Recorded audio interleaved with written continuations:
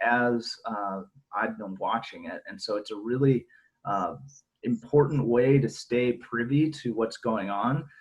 It's gotten more and more detailed over time, but you know, when you hear the news about the pandemic and all these numbers and people arguing over things, this is really a great place that you can turn to actually understand what's going on with our situation. So here's the United States. We can go in here to Thurston County in our case, or Mason County. Let's go Mason County since you guys are all up there. Anyway, this is just, a really powerful tool that, you know, I just wanted to briefly show you guys, because this is what you can do when you know all the tricks of the trade, so to speak. We're going to make a map that looks, you know, somewhat similar, but we probably won't have this level of detail. So here's Mason County. We've got 117.54, which is, can't really have half a person, but we'll let that slide.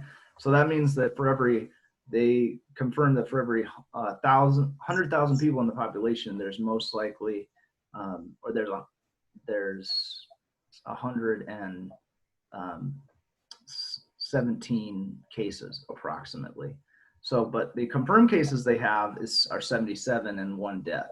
So here's an infographic that, you know, also is generated on top of the data that's been collected. But these are all things that we can do with the plant data we collect, with the with everything that we're gonna build into our survey.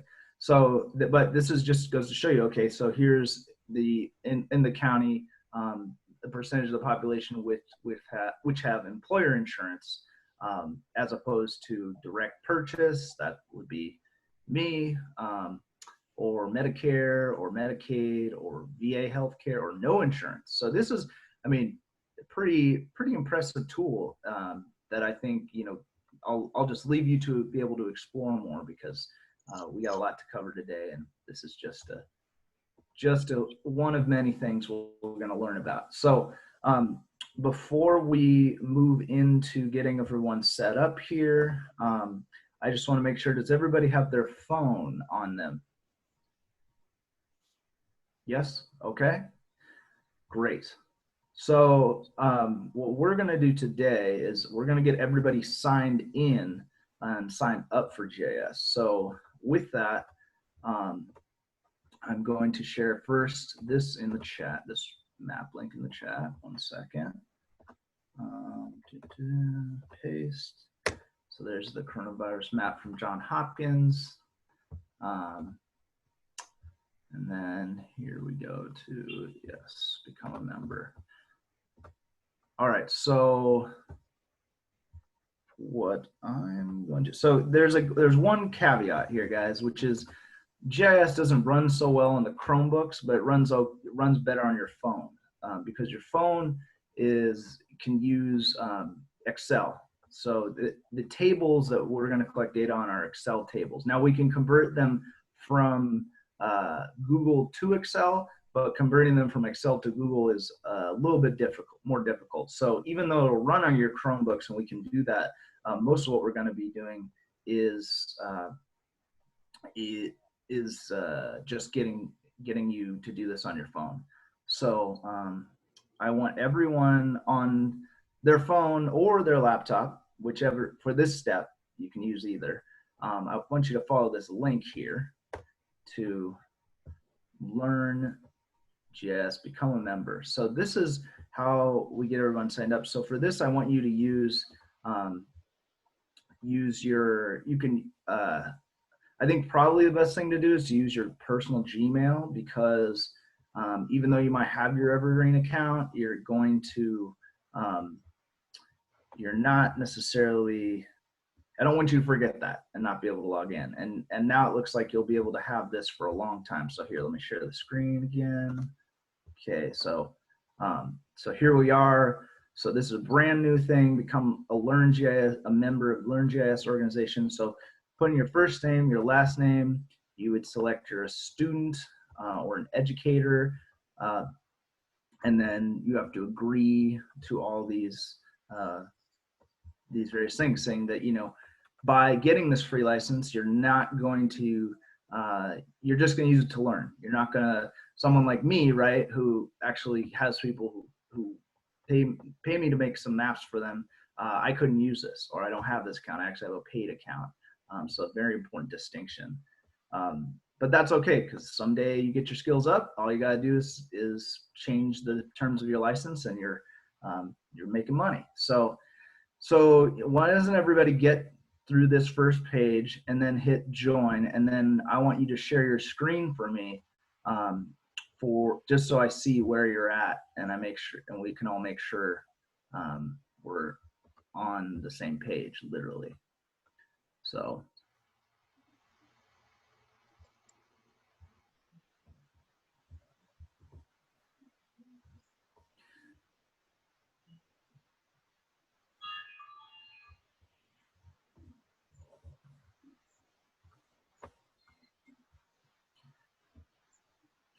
And this learn GIS is pretty cool. You know, that's why GIS I think is so neat, because this has just recently come up.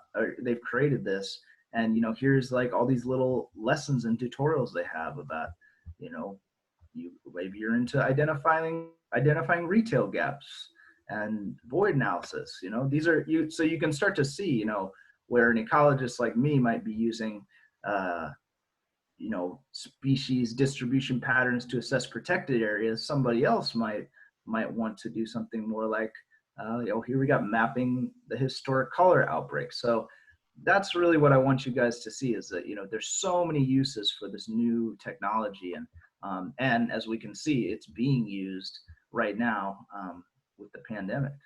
So, okay, so is everybody ready to share their screen with me so I can see where they're at? Or tell me if it worked or where they're at. I think I just confirmed my account. Okay. Oh, now it wants me to set password. Oh yeah. Yeah, and whatever your password is, that's, you know, that's why linking it to your Gmail is going to be important, so you can always retrieve that. I'm at the picture and bio area. Okay.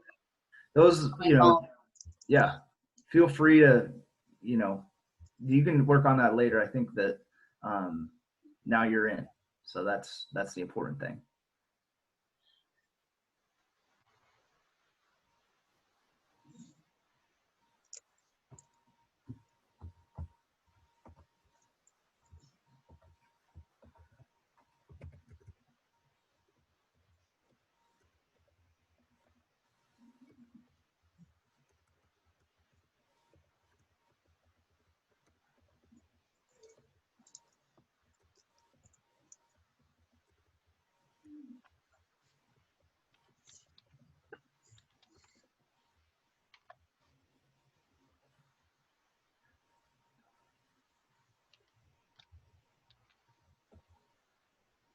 Okay, looks like I'm in. Okay. How about everybody else? Allie, are you doing okay? I know you had mentioned that doing this on a phone might be difficult.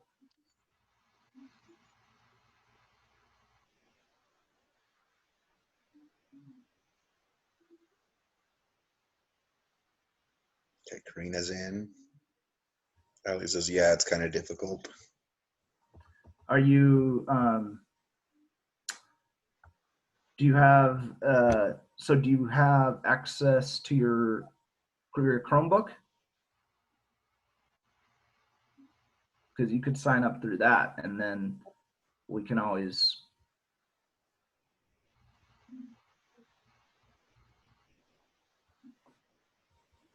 You just got it. Okay, great. On your phone or on the Chromebook? Excellent.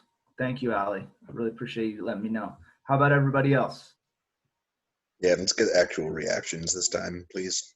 Yeah, I need to know. This is the key piece in what will make this exercise work or not work.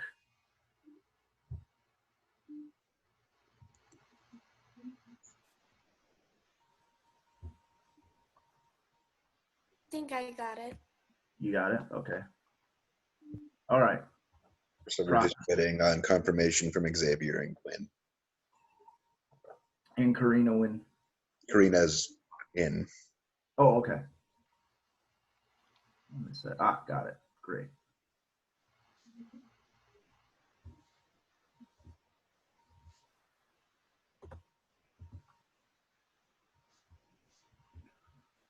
It won't let me screen share, but I just confirmed my password. Okay, great. That's fine. As long, I think, yeah, we have to enable that ability to screen share. So that's fine. As long as I know. I was more worried if I had to walk you through the screen. Computer, and Xavier says his computer's working on it. Yeah, that's it. It might put your computer through some work. That's for sure.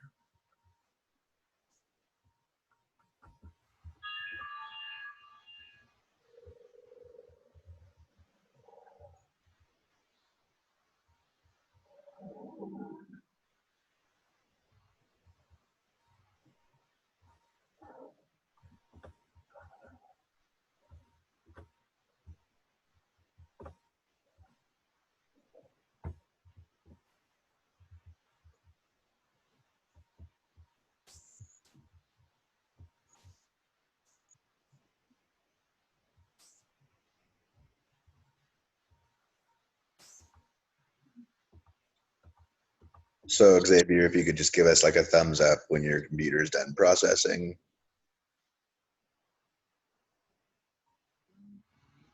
Okay. Okay, we should be good to roll. Okay, great. All right, so now that you guys have gotten that together, now we're going to work on getting to the, hold on one second.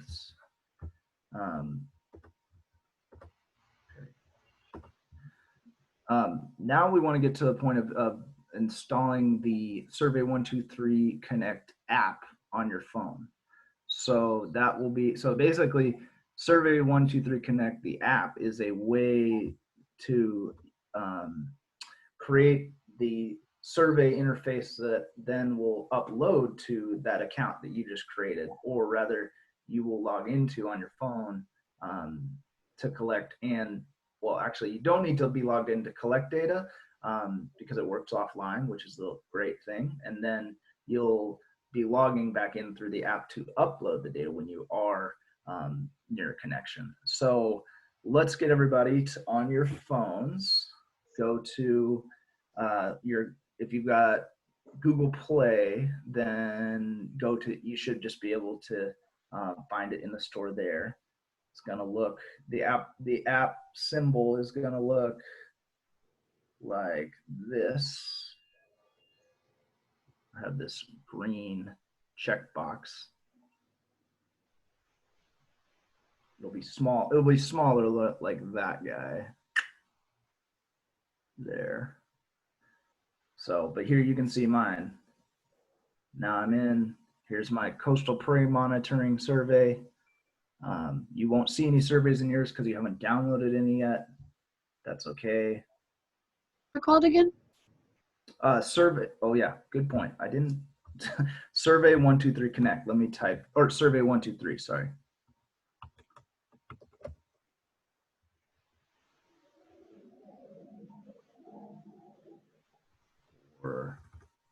And it should say for GIS, or you got it? Got it Cool. now.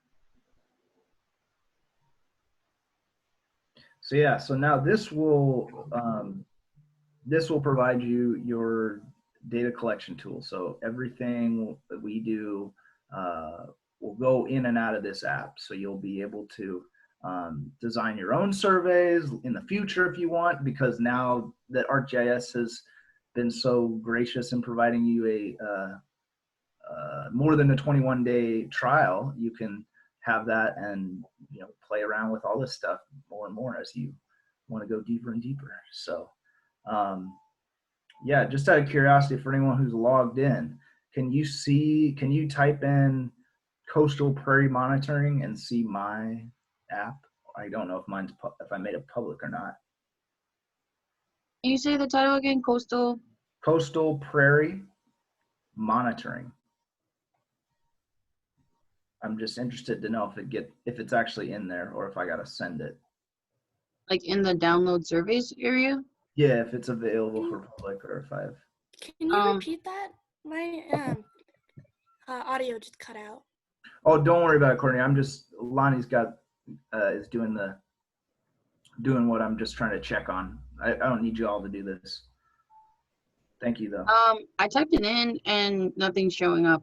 Okay, so I gotta make it, okay, that makes more sense. Okay, that's good to know. It's just not public. Okay, well, yeah, there we go. Now that everybody's in, let's, now we can actually start talking about this. So we could even, what we really want to do today is we built a database I'm in the process of building a database of all the plants that we collected in class on Friday. So that I'm getting ready to be done with and have a survey actually built so that you can just download that from your app now. But before we create this whole survey, we want to also have another into the survey, which is we want to look at what questions we want to ask of our environment. So, we've been doing a lot of work to look at things that are maybe so not observable socially in the landscape by actually what people say and what their reactions are. So that's where we need to look at what kind of questions can we ask to emote certain aspects of data that now, as you guys have learned more about intersections with sexism and racism, now you can think more about, well, how can I ask a question that will might identify some aspect of that. These things aren't clear, just like in the landscape, it's not clear the function of every insect and plant, but we know that they do something. So let's see, let me get to, and so what I think is really important for you guys to start thinking about is, what works and how are we going to make sure that the questions we ask are going to generate something, because we don't want to ask bad questions that ultimately won't really tell us anything. So we could have yes no questions, but what I think there really are types of questions that we want. So we want structured fixed responses. So that might be something like, do you have a driver's license? Yes or no. What subject did you enjoy most in school? That would be a more structured question. Now the other, now here's an example of how a bad question would look, which would be to say, which subject do you enjoy most at school? So that's, example, sorry, I'm reading off of something else. Football practice. Okay. Yeah, so there's examples. So like here I'll just share this screen because this is what I'm looking at.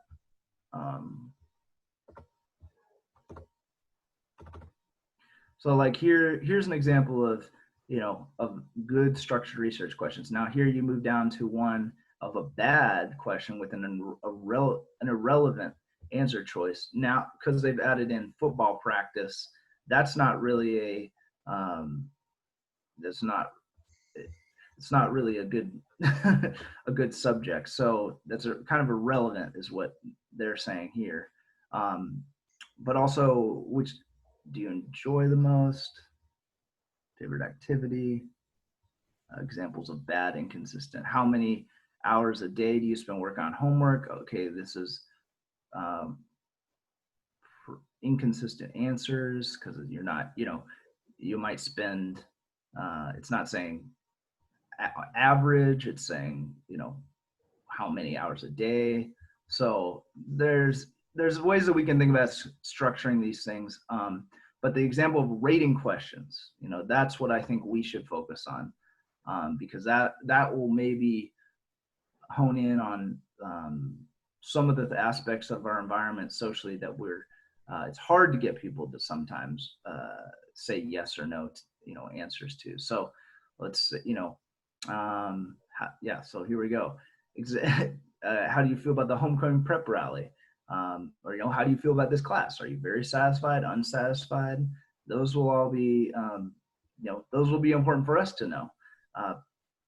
So, that these kind of ways that you can rate or at least put some sort of, one example I've seen in climate change research of a question that has been put forth to assess how people feel about the world as an ecosystem. This is a classic question that's been used, and something that will, one of the things Amr and I were talking about more is about maybe even having you guys ask some traditional questions, such as this one, which is, to what extent do you feel the world is like a spaceship and we are all on it together? Right? So that's like an interesting question that, based on, you'd say, am I extremely satisfied with that analogy? Am I not, am I unsatisfied? This would be a question that would be used to measure how much someone recognizes that we are in, it's a analogy question used to see, to what extent do you believe we're in this together? We're all in it together, as opposed to, no, I don't really agree with that. We're actually not on this thing together. That would be a sign of how, how people would understand some aspect of opinions on climate. So, so those are some examples. And then examples of ranking questions. That might be another thing too. You rank the order of preference. So maybe we want to talk about preference of, who do you spend most time with? Who do you think, or I'll leave it up to you guys, but these are different questions that we can look at, or a non-structured question, which is really not going to help us for what we're trying to do, which is we're trying to get some consensus on the landscape. And a non-structured question would be good to have, but not necessarily something we could compare, because there's no, it's not related to others, the same answer from another question. So here's some examples of partially structured questions. We can work around that if you guys really want to go that way, but yeah, let's try and make some good survey questions. So clearly state your intentions with your research. So in our case, we're trying to measure encounters with racism and sexism. So that we can clearly state that if we want to. And then the questions we ask might not be as direct, but that is what our intention is to try and understand here.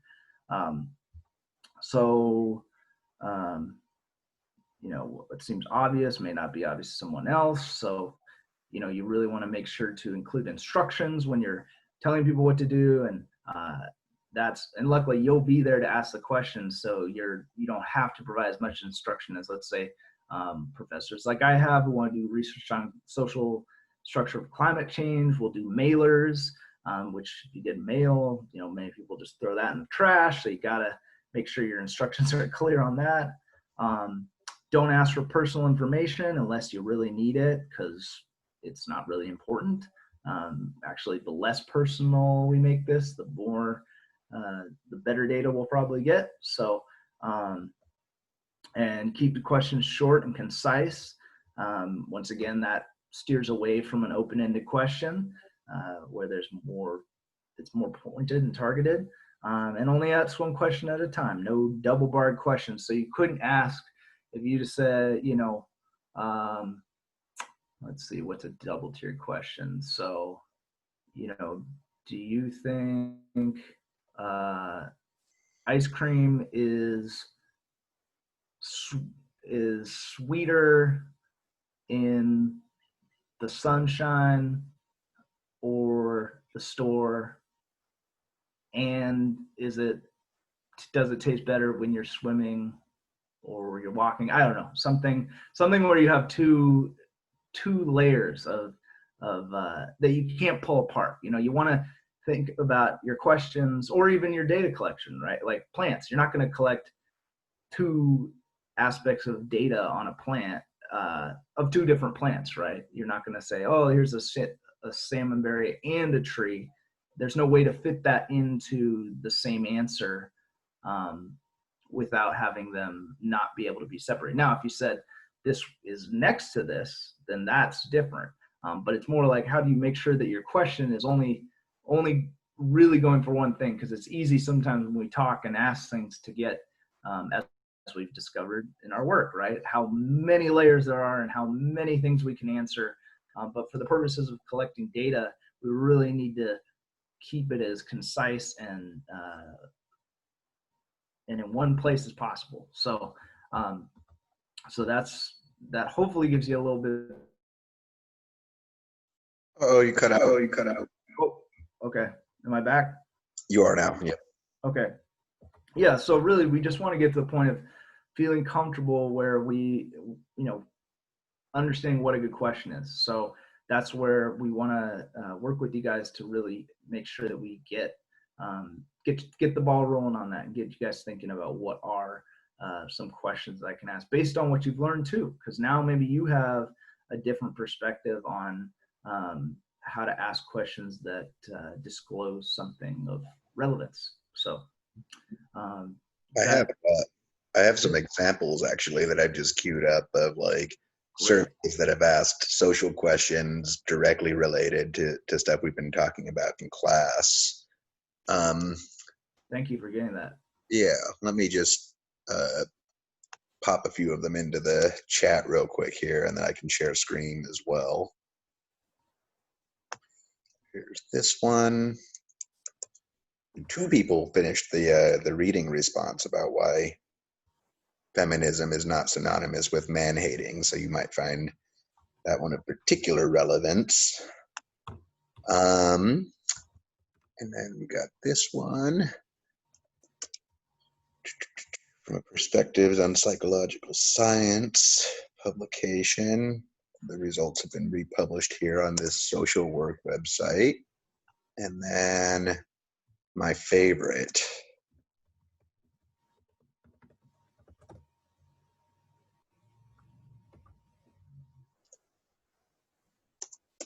Okay, so let me bring it back to the Pew screen and share screen here. Go. Okay, so this was a survey that was conducted that asked men and women, both parties nationwide, the extent to which they thought there were still significant obstacles in front of women. And across party lines,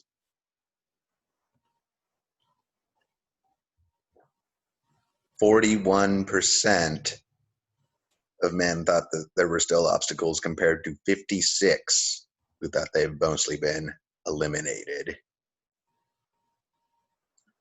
There was a partisan divide on the question insofar as 7 in 10 Democrats at 68% say there are still significant obstacles, or just 35% of Republicans and right-wing leaning independents thought that there were still significant obstacles. And then here getting to the extent to which women are divided on the issue among Republican women. But then even with that breakdown, right, at only 48 and 50% respectively of the Republican women, compared to the Republican men who answered affirmatively, it's a huge gap at only 23%. I don't know if I have to share my screen again to get this to come across. Are you seeing this social work today screen, or do I need to reshare, folks? I can see it. I can see it. Okay. So this is something that came out in 2016, and actually there have been subsequent studies since then where it's indicating that more and more white people are sort of waking up to the reality of racism. But when this study was conducted in 2016, the majority of white respondents answered, and the question was, I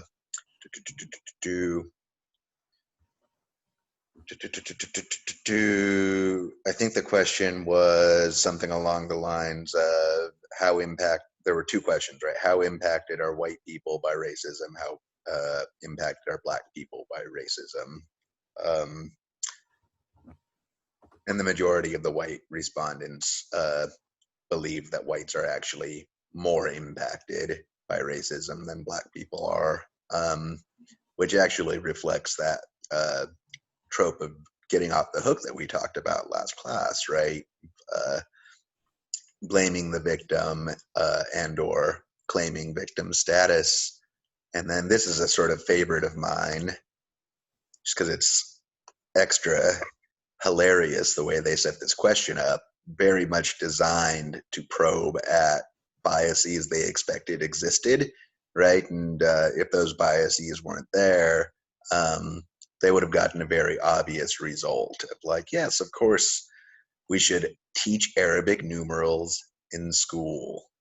Now, do you all know why this is kind of a funny question? Any of the students want to take a guess?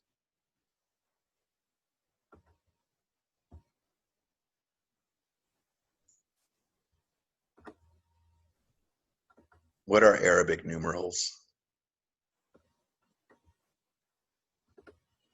So if I maybe need to zoom in a little bit here. Should schools teach Arabic numerals as part of their curriculum? Only 29% said yes. 50%, or I think it was like 56%, I can't see the number clearly, said no. And 15% said no opinion. I don't want to use Roman numerals. I like the Arabic better. They're base 10 and make a lot more sense. Mm-hmm. Students, are you getting what we're hinting at here?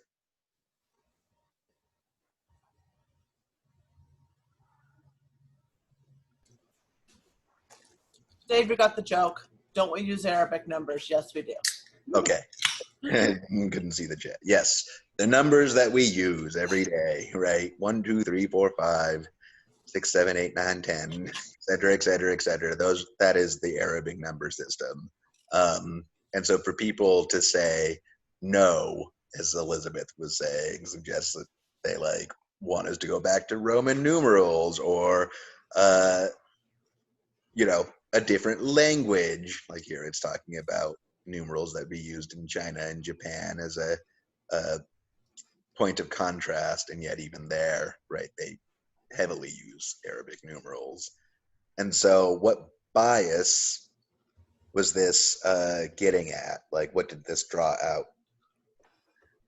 Whoops. Oh no. Okay.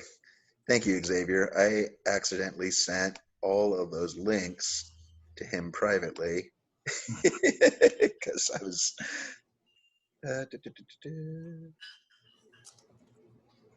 okay. Now everybody has all three links.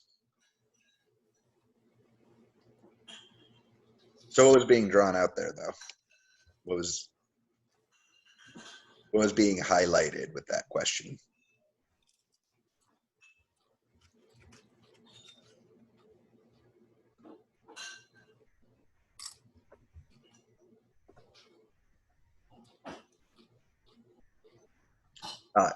is hinting how people do not want anything related to Arabs, Xavier says.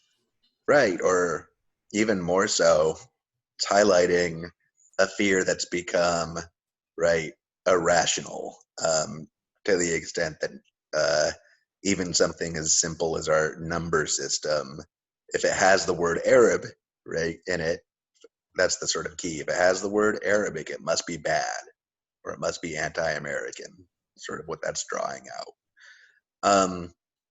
So maybe we don't want to ask a question quite that heavy-handed in our survey. You'll have the freedom to unmute. Yeah, thank you, Lonnie. No kidding. I like to hear your voices. It would be nice if you all talked when we're talking. So maybe we don't want to ask a question quite that heavy-handed, right? In the survey we collaboratively design. But part of this is going to be each of you needs to come up with a question that sort of probes at our social environment. And we're going to compile all of your questions into the same survey that we all conduct. And we'll have you just sort of, conduct it on people who are near your home, family members. Maybe there's some friends you could call and do it over the phone, or over the internet or something like that.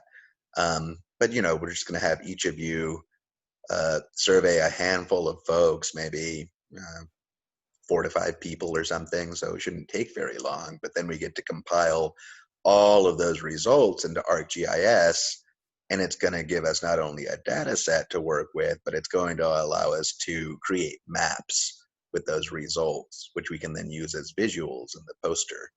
So I feel like what we should really spend a good bit of time on in this last segment of class is beginning the process of brainstorming socially minded questions that you want to ask in this survey, and also so that we get a chance, to sort of workshop those questions and make sure that they're good survey questions that'll give us usable results. And in our Wednesday class, I'll be asking you to have settled on your research question by then, and we're going to get that all loaded into ArcGIS so that we can have the survey available to us on our phones and conduct it over the next couple of days, and then begin making sense of the results. So if we could maybe take a few moments to percolate and brainstorm. If I could have each of you write down maybe 2 to 3 potential questions, and then we can share out. And I want to make clear as well that the first 2 that I showed you about attitudes in terms of who's affected by racism, attitudes in terms of how far along we actually are or aren't in terms of sexism, even though those are sort of standard questions that get asked a fair amount in the social science world, I want you to feel free to actually repeat those questions to see, what types of results you get in your local community. But I want you to come up with some specific ones on your own as well, so that we get a nice, well-rounded survey when we put them all together. So at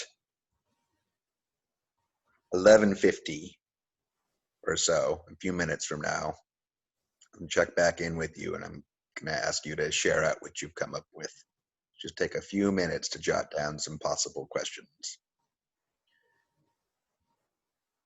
And remember that the questions, while we're trying to design a good question, that there is a good question. The answers to these questions are all okay, whatever, we don't have to make a question where we feel like somebody's going to, we don't want to push them to answer something that they wouldn't on their own truthfully answer. Mm-hmm.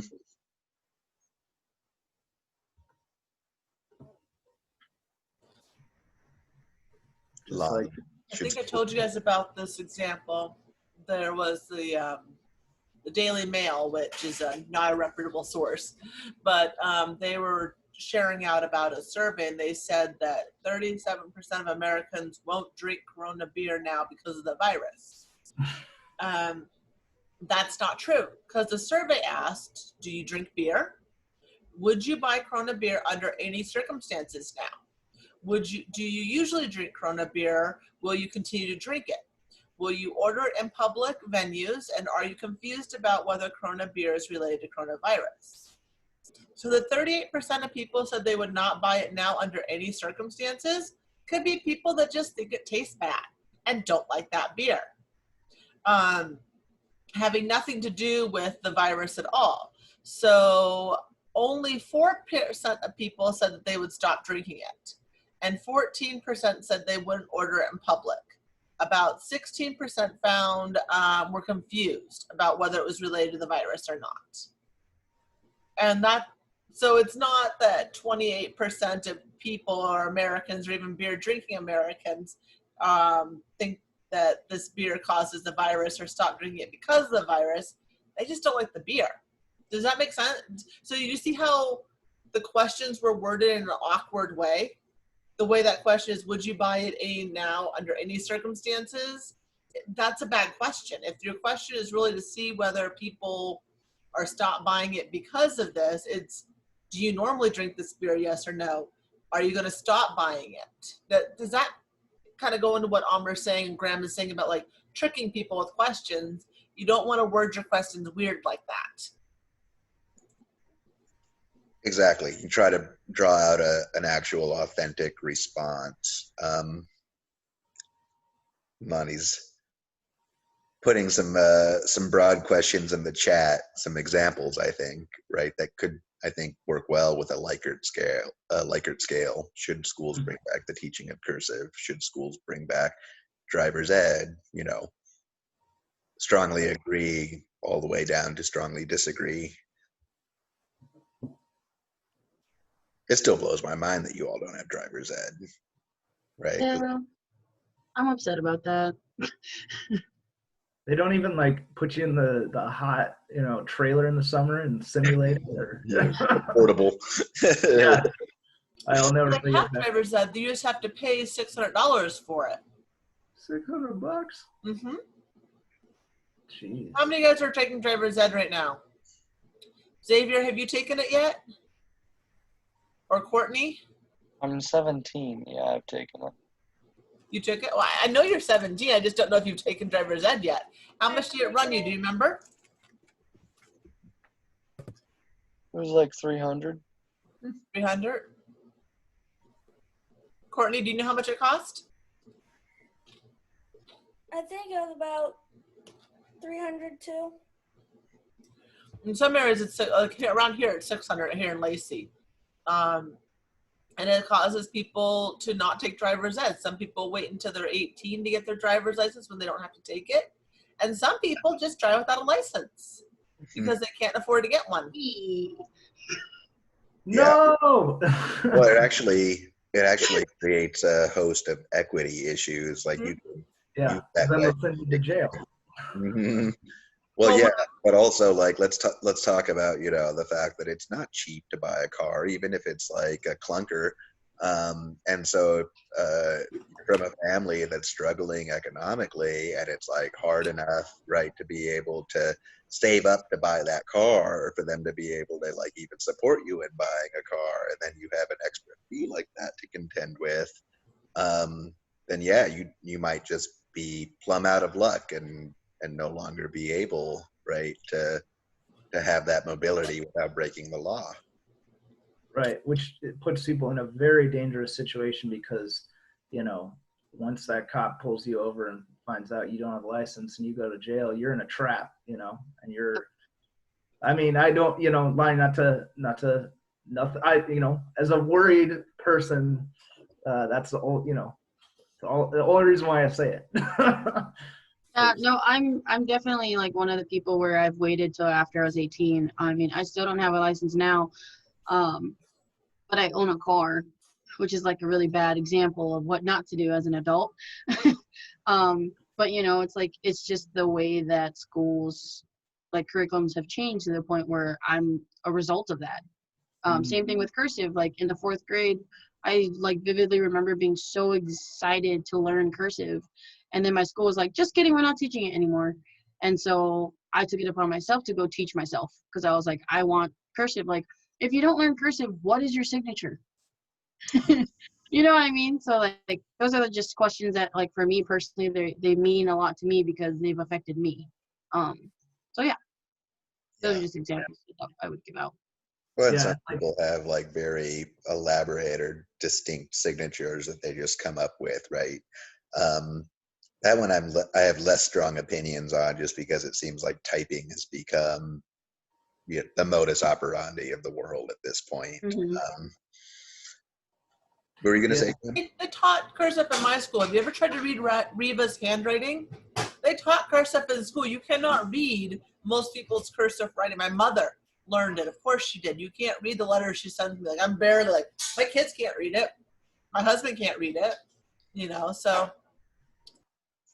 Yeah, I had a teacher back home in the 9th grade who only wrote in cursive. And I was part of the first class that did not get taught cursive. And because I taught myself, I was at an advantage. But everybody else would literally look at me like, Lonnie, what does this say? And I had to read it for them. So, you know. Well, and you all know that cursive, right, it's not just because it's faster to write, right, or that you don't have to pick your hand up off of the page. It's because literally when folks were writing with quill and ink, right, it would make for a smoother final product, to keep it on the page like that, versus if you pick it up, it could drop spots of ink and make it look less neat. So in that sense, it's like very much a byproduct of an outmoded technology, right? Even we could set aside typing and say, well, since the advent of the ballpoint pen, how necessary has cursive really been? Okay, let's check back in. Let's see what types of questions folks are percolating on. I think even if we can get at like the type of result that you're trying to get, which is not to say I don't want you to have a stilted result in mind, but like the type of information that you're trying to acquire by asking these questions, we can get that far along, then maybe we can come up with ways of framing the questions that would be most effective. So Allie says to do something real quick, be right back. So that's fine. I'm going to have you go last then, Allie.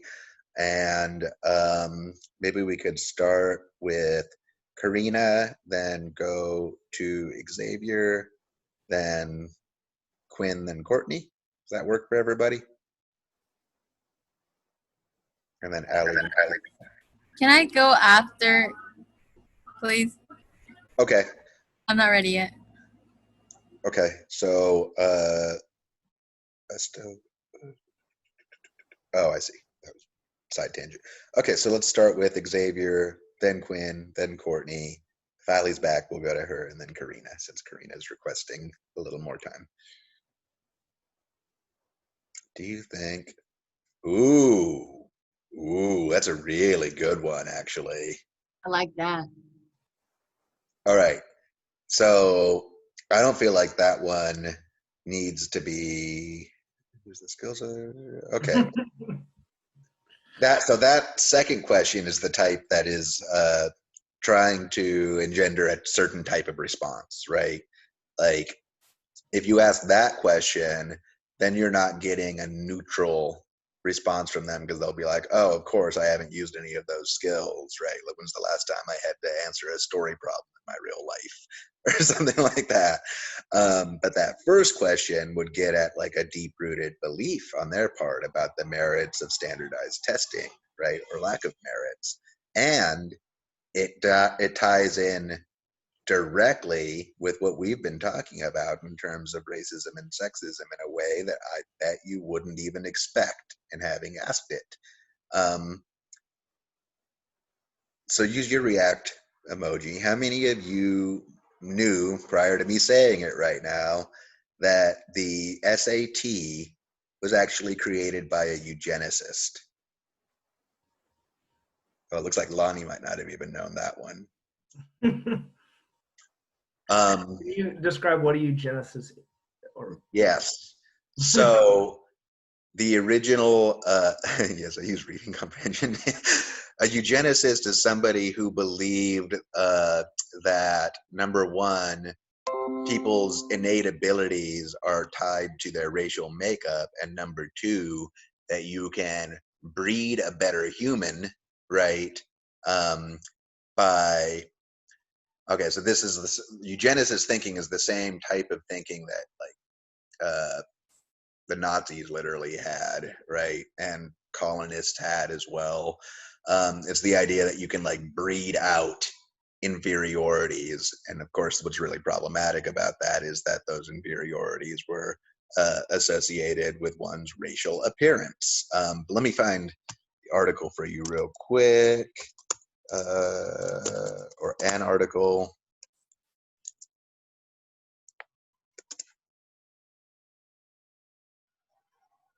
Here we go. National Education Association. The racist beginnings of standardized testing. Pop that into the chat for you all.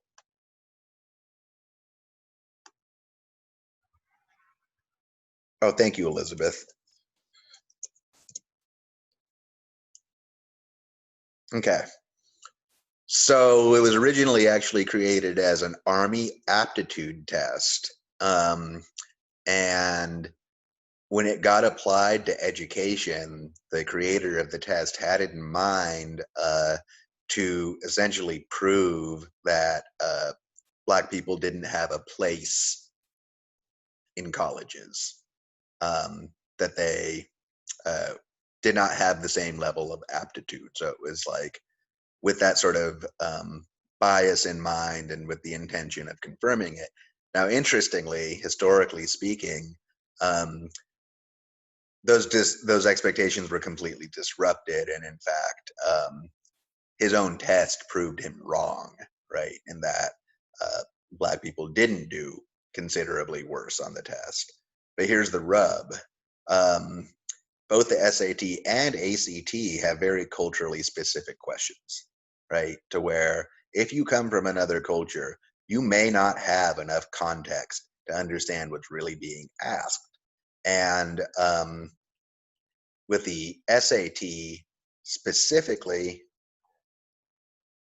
say more about that in a moment, Elizabeth. With the SAT specifically, one of the ways that they determine whether or not the test questions are good and should be repeated on the following year's tests is if they get the same types of results in terms of which populations do well on them and which populations do poorly on them. And so for decades now, people of color have done worse on the SAT specifically, right?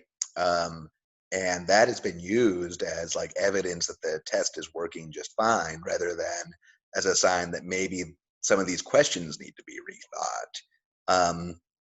Last little bit I could give on either the SAT or ACT, beyond the ways in which they're loaded that way, right? Is that I personally don't believe you can assess somebody's intelligence quite that simply, right? Through a standard test that everybody takes, because there are so many different types of intelligence. And some people just really don't do well on tests, right? They don't cope well with that pressure. Go ahead, Lonnie. Yeah, I was gonna say, I was at least one of the smartest kids in my class, like no cap. But when it comes to testing, especially standardized testing, I would fail. And like lots of times for students, they would be as smart as they can be, but the standardized tests make them have less confidence in themselves. So like it's really hard to like the SAT or the ACT. And it's weird because I was great on the ASVAB. I was great on the ACT, but as soon as the SAT hit, it was like I was dumb. It was weird. So yeah. I'm going to read just a quick excerpt from one of the 4 songs I want you all to listen to prior to our last discussion. Here it is. This is from Walking in the Snow. The way I see it, you're probably freest from the ages 1 to 4. Around the age of 5, you're shipped away for your body to be stored. They promise education, but really they give you tests and scores. They predict in prison population by who's scoring the lowest. And usually the lowest scores the poorest, and they look like me. And every day on evening news, they feed you beer for free. And you so numb, you watch the cops choke out a man like me, till my voice goes from shriek to whisper, I can't breathe. And you sit there in the house on couch and watch it on TV. Most you give's a Twitter rant and call it a tragedy. Do you see that connection, you all? Right, so that's naming in different terms what in educational circles we've named the school to prison pipeline. Elizabeth, you want to elaborate on Margaret Sanger real quick? Well, the only reason I brought that up is because I don't think the SATs are particularly useful. Statistically, colleges will give us this information. A student's high school GPA is a much stronger predictor of a student's continuing success in the education process, i.e. students with high school GPAs tend to be more successful in college than students with low high school GPAs, regardless of SAT scores. And SAT scores are statistically a fairly poor, this is what college admissions have produced and information they give me, particularly poor marker of a student's success in college. I would say that SATs are not designed to be IQ tests, but IQ tests that we normally give people are also incredibly biased based on culture and on race. They're designed to show, like, what did you learn in high school? How much of this do you actually know? And I think the biggest thing that people like about them is that, well, yeah, if you come from a quote unquote bad school and you're the top of your class with your 4.0 GPA and your school doesn't even offer world languages or any AP classes, then the SAT is going to show you on a much bigger area that, oh, you're not really college material. It's a gateway keeper. Mm-hmm. So I don't think that it's particularly good for those reasons. But you were bringing up the eugenics point of view. The guy that founded it was a eugenics follower. And that's why I brought up Margaret Sanger, or whatever her last name is. Sanger. She founded Planned Parenthood, which many people use the resources in Planned Parenthood. And she was also a member or a follower of the eugenics movement. I'm looking up this quote she did.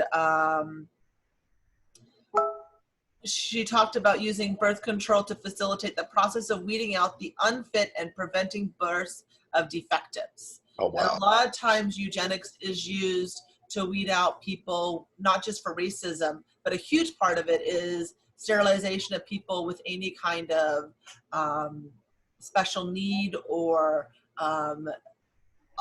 not neurodivergent, people with autism, people who are blind, anything like that. They should not be allowed to breed because they have bad genes. And so agricultural almost. Yeah, thought that, so she founded something to kind of to forward that movement on who gets to breed and so forth. And I will say that Planned Parenthood, especially back in like the 90s and early 200s or 2000s, were doing some very interesting commercials to advertise their services that could be seen as very racist. Like black girls rapping about how they don't have any money so they can't afford no baby. Oh, wow. So that you go to Planned Parenthood. And the people that use their services, NPR did a study or reported on a study that the majority of the people using the services and getting abortions at Planned Parenthood were women of color who were slightly older, like in their 20s, who already had one child, and could not afford a second child. They would not be able to provide for that first child. So you can see where kind of, so basically my point being and bringing it up is that just because something's basis might have had in eugenics or something like that, doesn't mean that the modern day equivalent is still the same thing, is what I was trying to point out about that. Even when you can see the roots still kind of trickle down deep. Does that make any sense at all, what I was trying to say with that? Or Yeah, did it sound rambly? I'm sorry if it just does. I mean, rambled. it triggered a whole sort of hidden chapter of U.S. history, a memory of a hidden chapter of U.S. history. Like, you know, when people are talking about indigenous issues and thinking about, you know, Columbus and stuff like that, and they're like, oh, that was so many hundreds of years ago. They're not acknowledging, right, that right up until, I mean, God, past the 70s. Yeah. Indigenous women were undergoing forced sterilizations when they would go in just for a checkup, or like they'd wake up from a procedure and had have been sterilized without their consent. And so there is a very long-standing history here in the United States of those types of practices. It's to speak nothing of the schools we're in. They try having blood to, quorum yeah, to be able to say that you are a certain race is freaking ridiculous. yeah. And then I was just thinking about, you know, the boarding schools, the idea of kill the Indian, save the man, and so they wanted them to, you know, abandon everything about their cultural heritage and essentially become white. All right, let's move on. That was quite a tangent, but I apologize for my part in it. yeah, it's good. It needed some explanation. Stuff. Good questions, though. Yeah, let's move on to Quinn and see what he came up with, and then Courtney next. Then we'll see who's ready between Ali and Karina. I was trying to think of a third one, but I really only got two. Is that okay? Uh-huh. So the first one is one each, right? But having a handful to choose from makes the process go faster. Well, I was gonna say, like, how much do you think your female counterpart in your job makes? So let's type that into the chat so that we have. Yeah, say that again. How much do you think your female counterpart makes working the same job?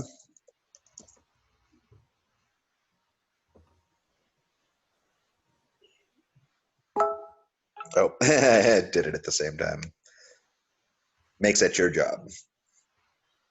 Okay, so how can we reframe? Let's get the other question down as well, and then we'll sort of choose which one has better framing, but if we need to sort of finesse it right now as well, we can do that.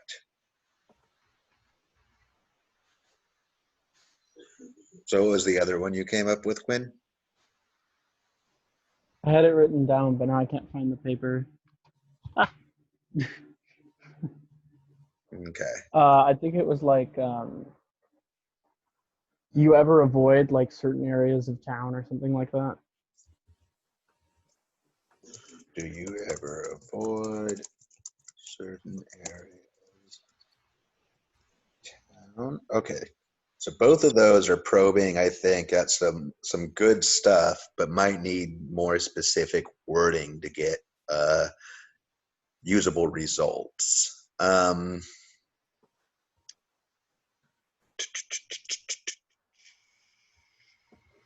the first one, because we've got to think about this in terms of how we could have a Likert scale and maybe have it speak to a more general perception as well.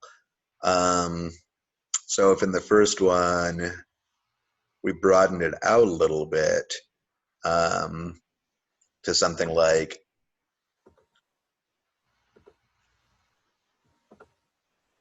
do you think there is still a pay gap between men and women? Strongly disagree to strongly agree. What do you think, Graham and Elizabeth? About the question or my answer? Oh, no, about the question. I would hope I know your answer. Yeah, let's say it again. Would you think there's still a pay gap? Is that the, Mhm. yeah, I mean, it implies, yeah, it's also like more definite, you can, it's like, is there an issue or is there not? Mhm. So we could reframe that one. Go ahead, Elizabeth. I'd word it a little more simply. Do you believe that women are paid less than men for doing the same job? Rarely, sometimes, often, always. Hmm. Something like Or, that. Because if or you you could, pay gap, it's not necessarily clear what that means. or you could do it on a Likert scale, and you could say, do you agree women make the same, are women compensated the same for their work as men? Some would agree, strongly disagree, that might be more minute. I'm going to put Elizabeth's variation and then Graham's variation. Do you believe, say it again, Graham. Do you believe, Do you believe women are compensated equally for their work to men?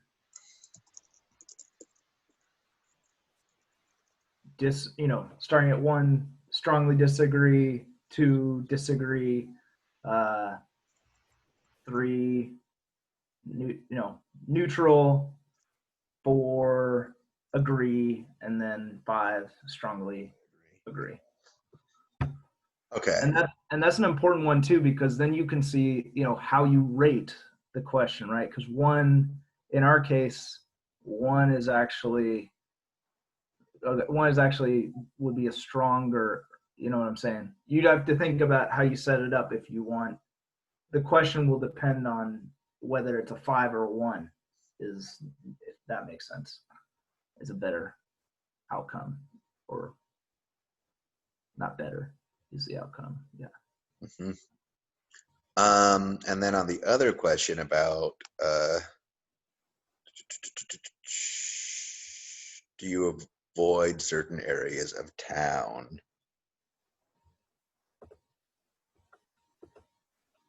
I'm trying to think of a way to make that one actually more specific, because that's very, open-ended. Maybe you could something more like, do you feel safe wherever you, or yeah, something more like, instead of certain areas of town being like, just do you feel, how safe do you feel in your environment in general? Or if there is a specific area of town that Quinn had in mind, Oh yeah, there you go. how safe do you feel in this area of town? There you go. Quinn, do you have an area in mind? Not really, but it was just kind of like one of those things where people tend to avoid areas with minorities in them. So But when you word it like that, the data can be misleading easily. So if you said, do you tend to avoid Hilltop in Tacoma or something, then there can be multiple reasons for that. And depending on the people that you're asking, can have differing reasons for answering that question. If you have it vague, like, is there a place in town you tend to avoid or you don't feel safe in? Well, it could be that a person of color doesn't feel safe in this area. Or so without knowing who's answering, because you're going to have everything be stripped of all identifiers, and you're just looking at the results, you can come with differing meanings to it. Does that make sense at all? So like you want to kind of have it more specific, like, do you avoid Harstein Island? And if you're avoiding Harstein Island, but even that, you don't know who's avoiding it, you don't know why they're avoiding it. So it can be kind of misleading information there. Does that make sense at all? It does. How that can be harder to break down and find useful. yeah, yeah. Maybe even a question that's more, I was thinking more oriented to, like, to what extent, this doesn't sort of have to do with the location, but it has to do with a consistent thing about locations, which is, to to what do you, how much do you believe, oh, no, you would say the police are protect and serve my community. I agree, disagree, strongly disagree. And that might be even like some way to put that to a Likert too, of how people's, because maybe if you didn't feel as comfortable around the police, I would say something. So I don't think it's getting at quite the same question or like quite the yeah, same dynamic that Quinn was trying to probe at, but I do like that question.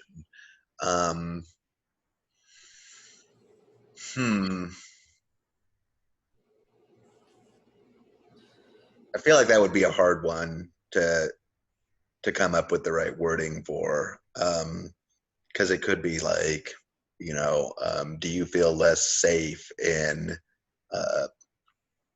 poor neighborhoods? But it's still too loaded and not specific enough. So does that make sense, Quinn? this is good. Yeah, I get it. Mm-hmm. Okay. So at least, again, this was the purpose of doing, Allie has jumped into the chat with some good stuff here. Do you feel safe walking from the store to your car at night? And I feel like, and let me just pop that into the general chat too.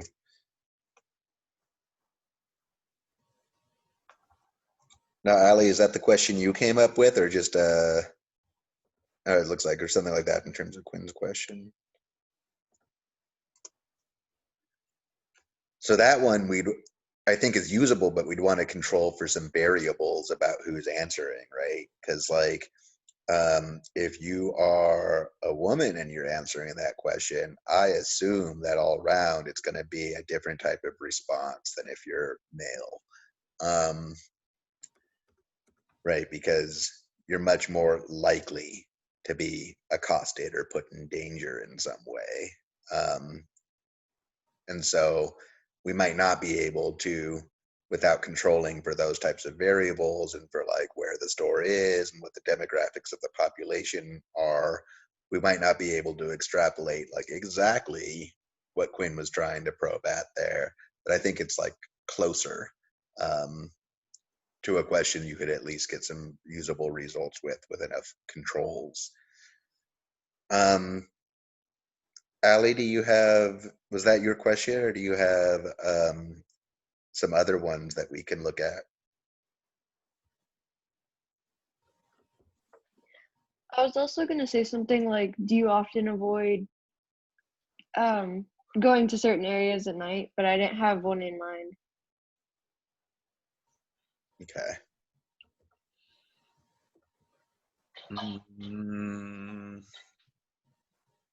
Which How kind of about ties into both questions.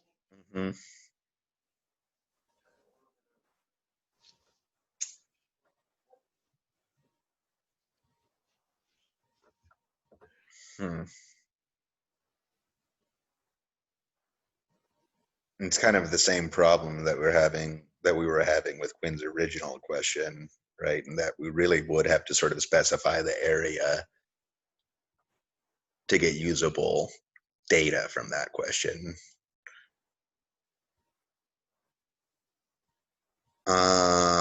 Let's have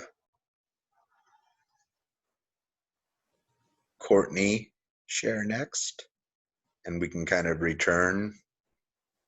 Should schools provide free meals? That's a good one.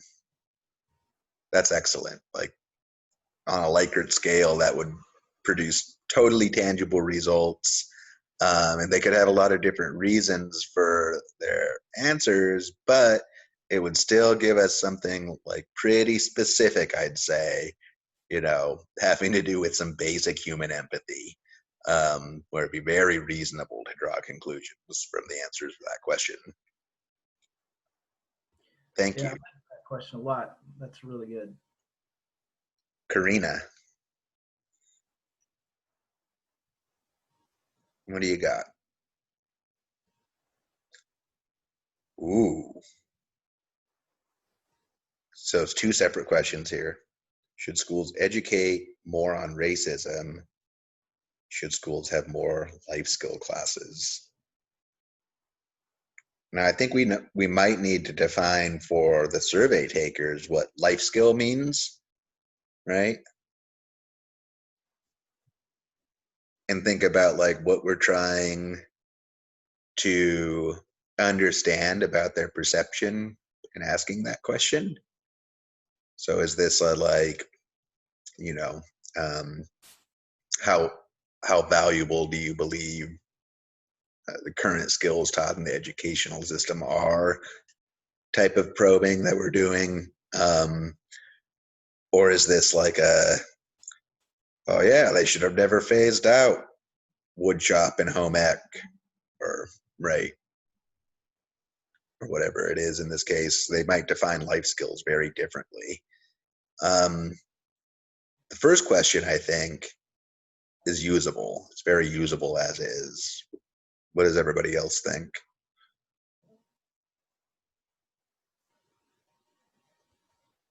And maybe we could specify like more so what that might look like, maybe more on the more about the history of racism, or more about contemporary racism. So the more like specific we can get, the better. And Elizabeth's saying Shelton has more. What does CTE stand for? Career and technical education classes. So as I more than believe less. 75% is what I was told of their classes count as a CTE class, meaning even some math classes are CTE classes, and not classes that will count for your CADAR, like accounting. CTE math class, they'll give you math credit for graduation, but it will not give you credit if you're applying to any college. They're not counting that as a math class. Wow. What do they, to the question too, do they even I mean, is racism even discussed in the context of high school, like in the curriculum? I think only from the vantage of like, hey, we need to cover Martin Luther King Jr. Okay.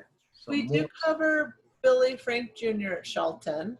Does anyone want to talk about the Billy Frank Jr.? Does anyone remember what happened last year at the assembly? Come on, guys. I know Allie wasn't there, but anyone else? Did somebody bring like an air horn?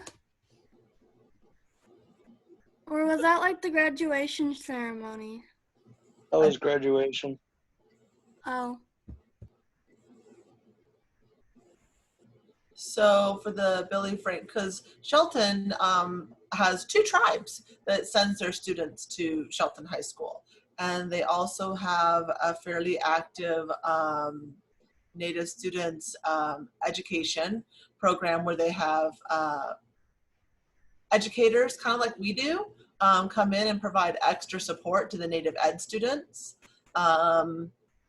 So for the Billy Frank Jr. Assembly, many students from different tribes got together with their tribes, and they came and did a presentation. They showed a video, they did dance, they did a traditional welcoming and song, they spoke. It was really great. What they didn't do is have the national anthem played at the beginning of the assembly. Or was it the pledge? One of the two they normally do in assemblies, and they did not do at this assembly. They'd already said the pledge for the day in their classrooms. And so the ROTC students tried to walk out. Other students walked out. They went and complained. The news came and covered them. They interviewed students. They cut what they said all up, took out all the good stuff and just made it sound like Native students don't want to say the pledge. And then the superintendent said, oh, it was my bad. I never should have let them not do the pledge at the beginning. I think it's the anthem. I think the anthem is what they normally do at assemblies. So, yeah. I'm just going to say candidly that flag worship is some of the stupidest American Nazi Nazis. I'm gonna swear some of the stupidest American shit that I have to suffer through.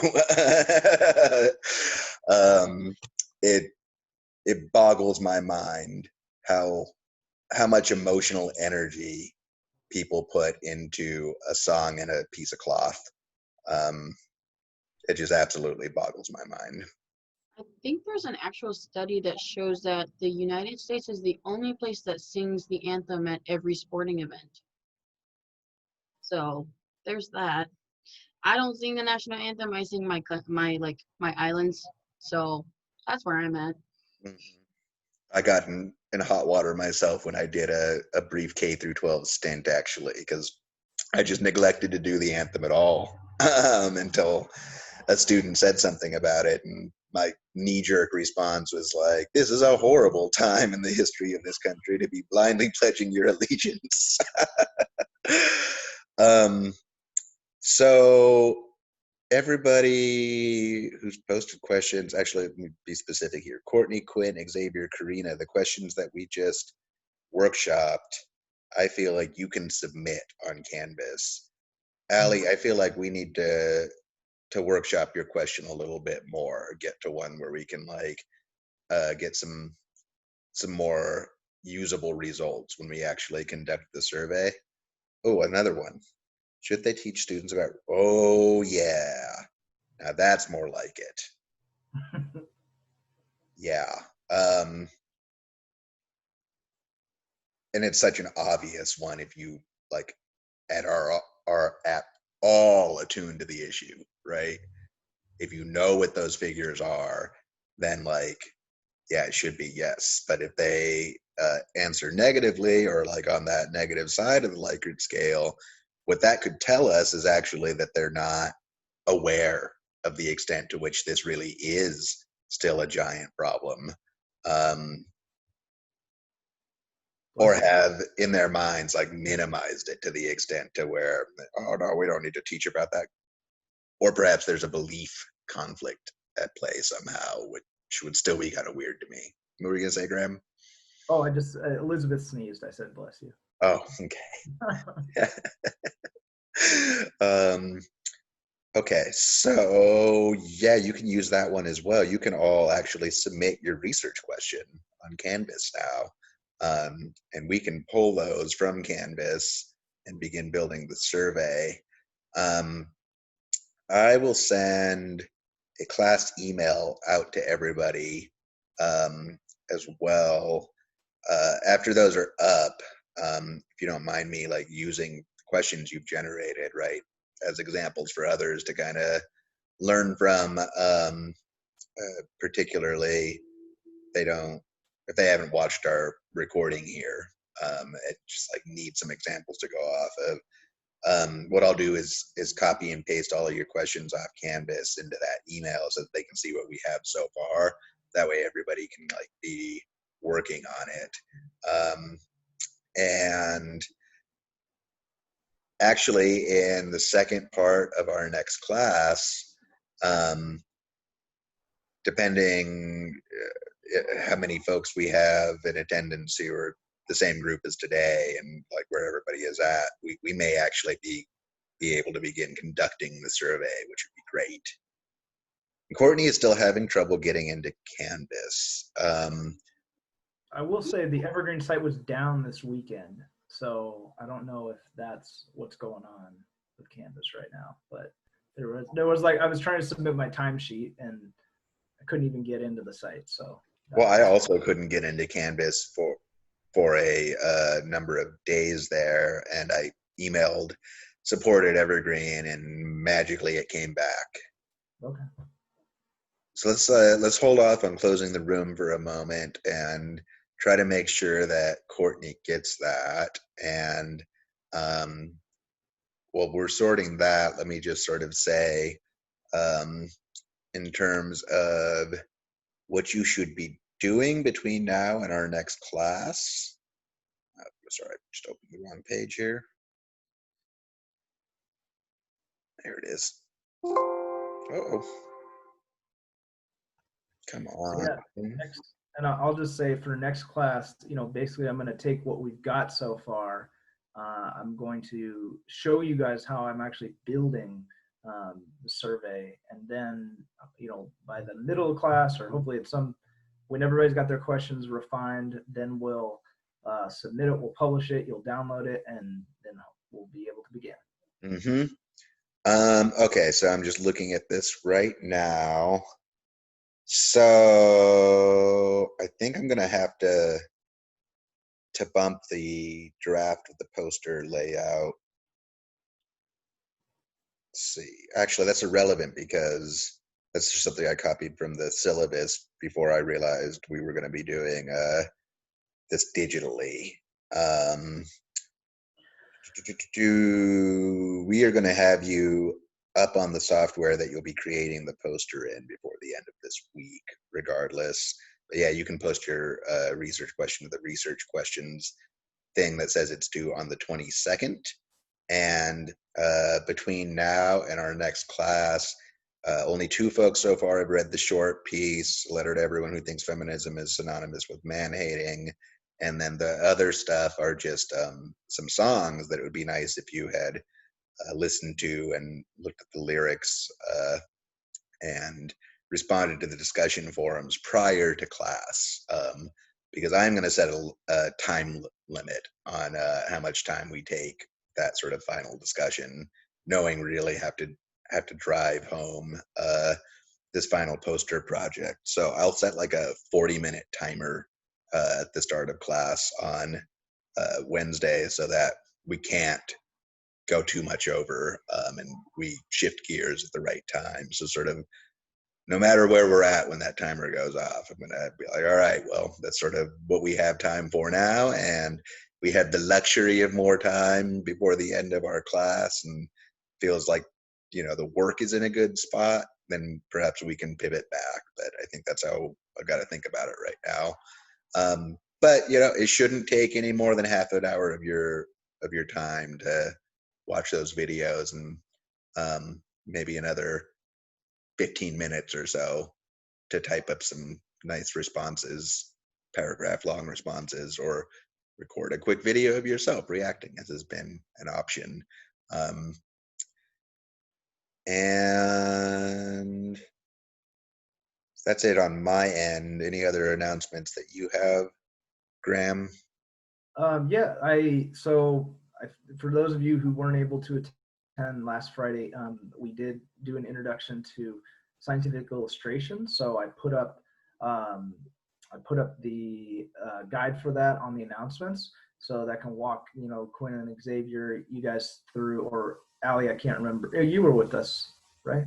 I can't remember everyone who's there, but I do want to get 2 drawings, one with the stippling and one with the hash marking from Quinn and Xavier. So that's up there. It says it's due today, but I'm still willing to accept it from all the other people who haven't turned it in yet, which I haven't looked through yet. But the other thing we need to do a good job of is just keeping up on our brain sweetgrass responses. I've only got I think I've got 3 from the last 3 from round or the chapters 8 through 15, and then I think I've got 1 from last week's section. So you got plenty of time, but just get something in there so I can at least know that you've enjoyed some aspect of the text. And then by Friday, hopefully if we have a little time, we can actually talk a little bit more about that before I set you off to collect data over the weekend. So I did want to let students know that there's an event tomorrow. It's completely optional. You do not need to attend it, but it might be something you're interested in. It's from noon to 1:30 tomorrow, so it's during our lunchtime. And it is an equity center conversations with parents, providers, teachers, educators, and students. Basically, it's about what do students and everyone else involved, but mostly students need in order to go back to school in the fall. And there will be policymakers there, like state representatives and superintendents. Over 400 people are already registered. There's going to be people from the K-12 system, from ECAP, from college students, all over. And so students, I would love it if you wanted to come to this event and make your voices heard about what you want for school in the fall, because this is a chance to actually be heard. There will be students who've been working on this for a while who will be presenting and leading it, but your voices are definitely valid and encouraged and wanted. So that's throwing that out there for you guys, especially if you have feelings. One of the few times they actually let you do that too. So. Note from Lonnie to everybody. Do you want to say it out loud? Yeah, your promoting yourself scripts and your functional resumes were due last Friday. We have quite a few of you turned it in already, so great job. But those of you who haven't, please turn them in as soon as you can. Courtney, did you get Canvas sorted? Not yet. Still trying to figure it out. Okay, you can just email me your question, and if everybody else could like take a moment to go ahead and make sure you've typed your question into Canvas. And I just changed the instructions on that page to minimize confusion as well. And really this week we're going to get as far along as fast as we can. Like, so if we can get to a place to where, you know, you're conducting your survey with folks in your house Wednesday and Thursday, that would be even better than doing it over the weekend, honestly, because we really got to start drafting the actual poster before we're out of time. Yeah, no, well, that's a good point.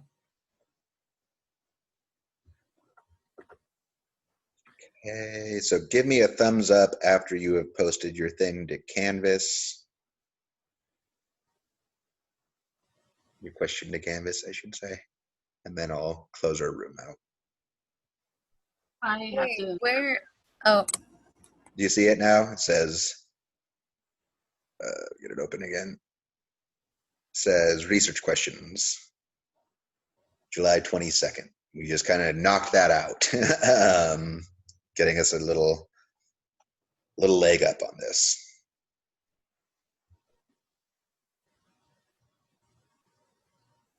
So I can't get the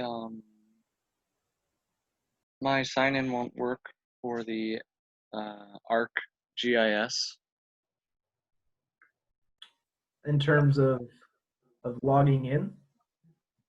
Well, so I created an account and then I try to sign in and then it says this account is disabled. Disabled. Huh. Did you used your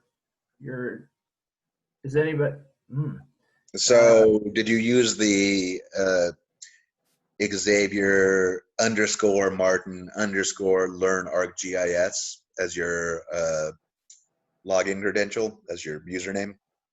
I used that and then I made a different account and then that also was disabled. made a different account? Did you check all the boxes or? Yeah. Huh. Disabled. Okay, that's just concerning. Okay. Let's see here. Has anybody else tried to log in and seen that issue? I can't get past the load screen in all honesty, so I was don't know if anyone else is having troubles. Here, actually, Xavier, if you wouldn't mind, can you put your username and your password in the chat so I can see if I can fix this. Right. So here's my private username. And let me get my password. I will see you guys at work study. Bye, Lonnie. I'll see you guys later. Have a good one. You too. Awesome, thank you. Okay, let's see here. So your username is Xavier Martin. Questions up, Honor. Thank you, Quinn. You can feel free to go now that it's up. Okay, see you later. All right, see you.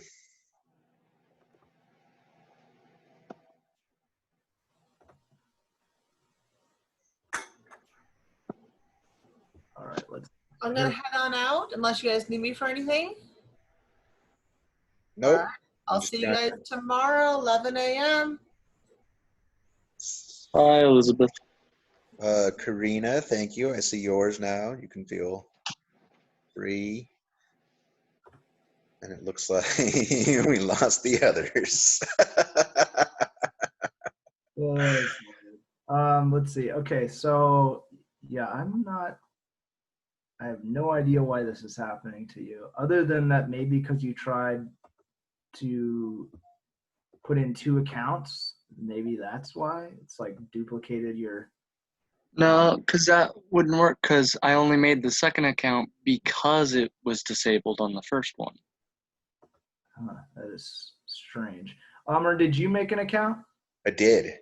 You want to log in? Make sure it works for you. I'm still logged in. Oh, you're still logged in. Yeah, I could log out. I just actually went there and refreshed the page to see if it had done anything to my account to the same extent, like if it was deactivated or something like that. But no, seems to be working fine still. Anyway, okay. Well, let's see. I am gonna have to figure this out because I've never seen this issue. Xavier, what was is your login name the same as your email? My username, I already sent it to you. Just Yeah, Xavier. And that's is that on? Let's see. Try it again. Okay, been blocked. Your account has been blocked from logging in. Hey, I actually have an idea of what may have happened there. Did you try to log in like a number of times and perhaps get the wrong credentials in? Because they may have actually.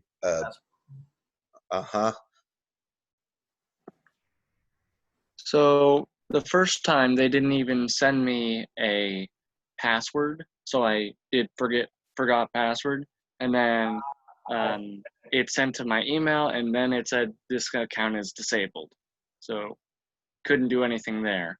And so then I made the second account, and then I actually had a password, and then it's still disabled.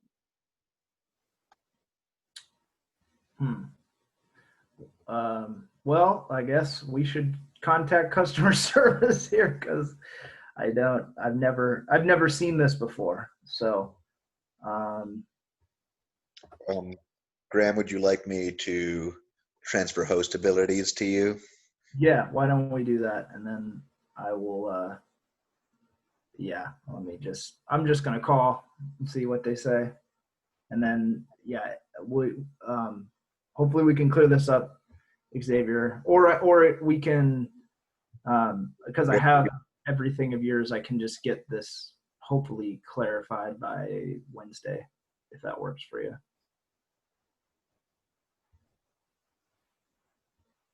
Yeah, that'll be fine. All right, I'll get it sorted now that I got all your login credentials, and hopefully, they're very understanding people. So yeah, we'll get this sorted. Okay. All right, thanks. Yeah, thank you, Xavier. Really appreciate your work today, and glad you had an okay camping trip. Right. Yeah. I hope you feel better soon. Do remember to post your question though as well. I only got a couple people actually do it, even though I was trying to hold everyone here just to get that up. I'm looking for the question right now. Okay, it's like the second to last thing on research questions. There it is. Yep. Awesome. To the 22nd.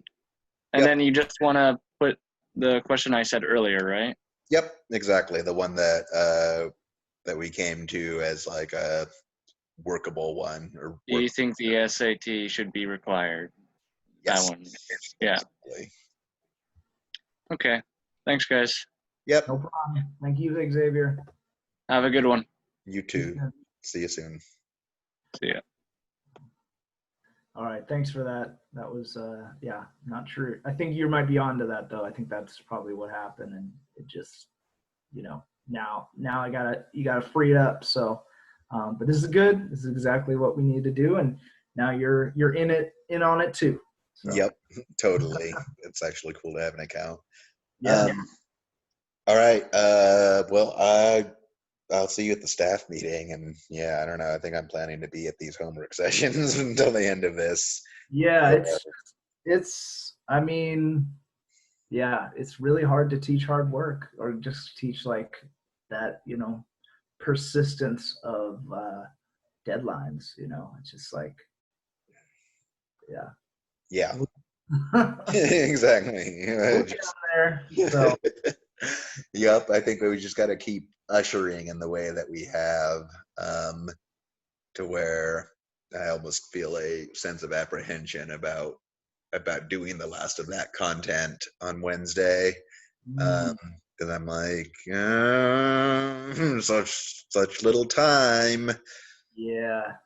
Yeah, and yeah, I think if we can we just need to collect data. We got the questions. I think you did a really good job of facilitating some good questions. So yeah, we'll get stuff collected. That's what we need to do. So All right, I'll see you later today. alrighty, thanks, Amr. Yeah, thanks, Graham. Bye.